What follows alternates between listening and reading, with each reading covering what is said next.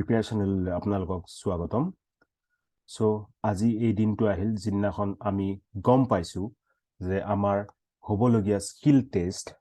কেতিয়াকৈ হ'ব yes আমি গম পালো যে সেই শিডিউলটো আৰু কি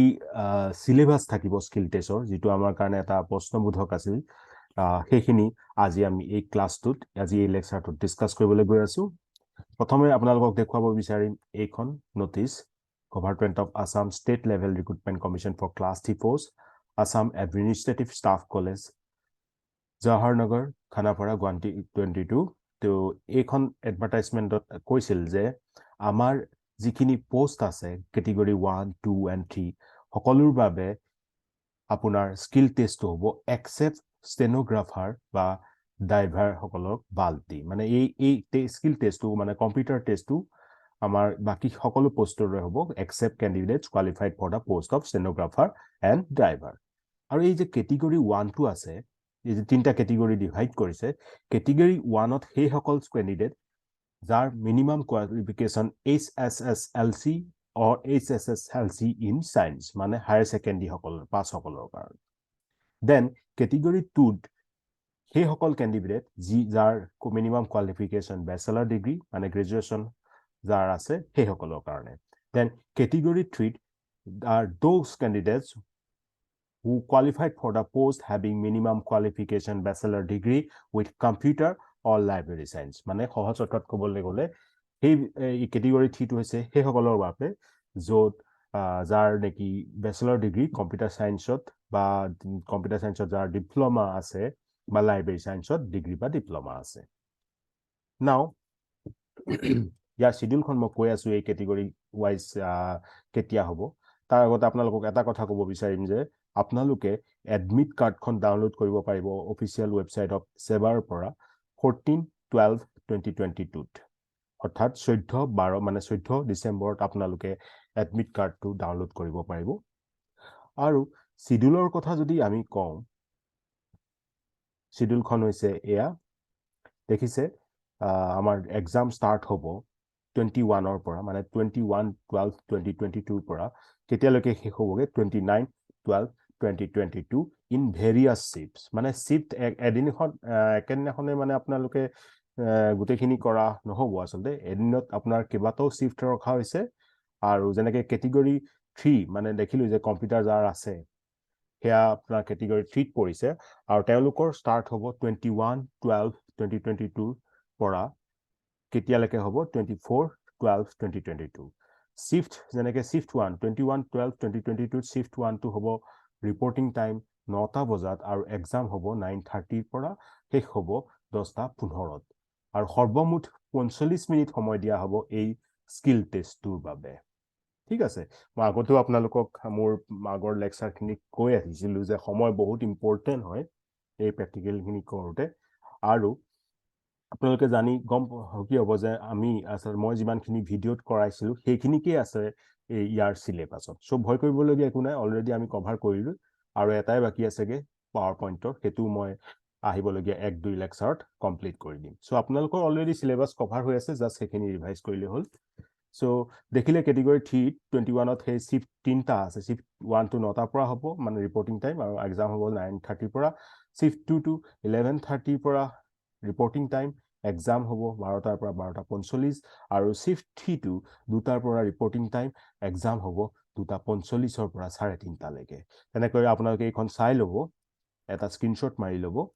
ঠিক আছে দেন ক্যাটেগৰি 1 2 আৰম্ভ হ'ব আপোনাৰ 26/12/2022 পৰা ঠিক আছে আৰু হেতু শিফট 1 আছে 9টাৰ পৰা সময় একেই 45 মিনিট 26/12/2022 আৰু এটা শিফট থাকিব এটাৰ পৰা ৰিপৰ্টিং টাইম 2টাৰ পৰা এক্সাম হ'ব আৰু নেক্সট 27 দিনাখনো আছে তেনেকৈ আৰু 28 ত খালি এটাহে শিফট আছে দেন ক্যাটেগৰি 2 আপোনালোকে পাহৰি নেযাব যে ক্যাটেগৰি ওয়াইজ কিটা কি আছিল ক্যাটেগৰি কিটা মনত থাকিবলৈ লাগিব ক্যাটেগৰি 2 টো আছিল ব্যাচেলাৰ ডিগ্ৰী সকলৰ কাৰণে আৰু ক্যাটেগৰি 1 টো আছিল হায়াৰ সেকেন্ডাৰী সকলৰ বাবে নাও ক্যাটেগৰি 2 টো হেতু হ'ব আপোনাৰ 9টা বজাত 29/12/2022 ৰিপৰ্টিং টাইম আৰু পৰীক্ষা হ'ব 10টাৰ পৰা 10:45 লৈকে আৰু এদিন হ'ব that is 29/12 মানে আৰু এদিন মানে আৰু এটা শিফটত হ'ব 29/12/2022 দিনাখনে শিফট 2 এটা বজাত ৰিপৰ্টিং টাইম সময় আছে এক্সামৰ 2টাৰ পৰা 2:45 সো এয়াই হৈছে শিডিউল এতিয়া আহো সবতকে মহত্বপূৰ্ণ কথা অৰ্থাৎ আমাৰ সিলেবাসৰ কথা সিলেবাস সো ক্যাটেগরি 1 যি সকল নেকি HSLC বা HSLC সায়েন্স আছে মানে সহজ অৰ্থত ক'বলৈ গ'লে যি হায়াৰ সেকেন্ডাৰী পাস আছে সেই সকলৰ বাবে তাত syllabus for MS Word আছে document creation basic formatting editing alignment and printing ঠিক আছে দেখিছে Word এই গুটেখিনি মই কৰাইছো ইতিমধ্যে আপোনালোকক syllabus for MS Excel basic functionalities of Excel basic formula alignment and printing মই কৰাইছো ইতিমধ্যে then syllabus for MS PowerPoint document creation basic formatting alignment and printing আহিবলগিয়া দুটা লেকচাৰত এই গুটেখিনি কৰা হ'ব then category 2 that is bachelor degree সকলৰ বাবে syllabus for MS Word document creation formatting document table creation and editing alignment and printing কৰোৱা হৈছে ইতিমধ্যে then syllabus for MS Excel intermediate level formatting intermediate formula then conditional match and validation alignment and printing হৈ গৈছে then syllabus for MS PowerPoint document creation intermediate formatting alignment printing now সকলোতকে important that is category 3 degree with diploma or library science ইয়াত অলপ বেছিকৈ দিয়া আছে কাৰণ এয়া post খিনি হৈছে সেই সকলৰ কাৰণে যাৰ কম্পিউটাৰ ডিগ্ৰী আছে বা বেচেলৰ ডিগ্ৰী লগতে কম্পিউটাৰ ডিপ্লোমা আছে ঠিক আছে আৰু লগতে ডিগ্ৰী উইথ ডিপ্লোমা লাইব্ৰেৰী সায়েন্সৰ কথাও কোৱা হৈছে now syllabus for MS Word আছে document creation and editing detailed formatting references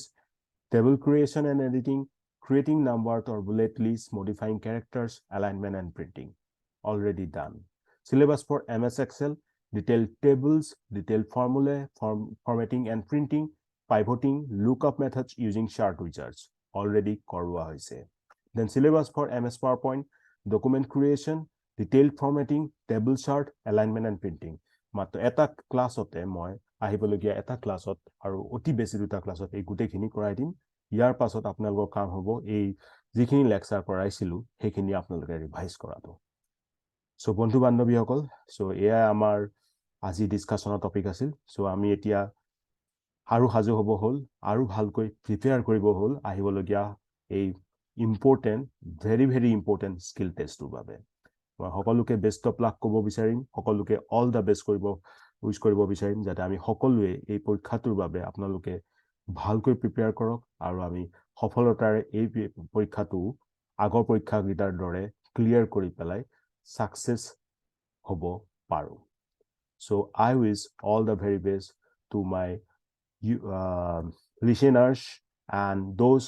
who are the followers of this prepare channel and those also who are preparing hard for these exams who have the great dream to clear this exam so I wish all the best of luck and so আজি কাৰণে ইয়াত সামৰিছো জয় অসম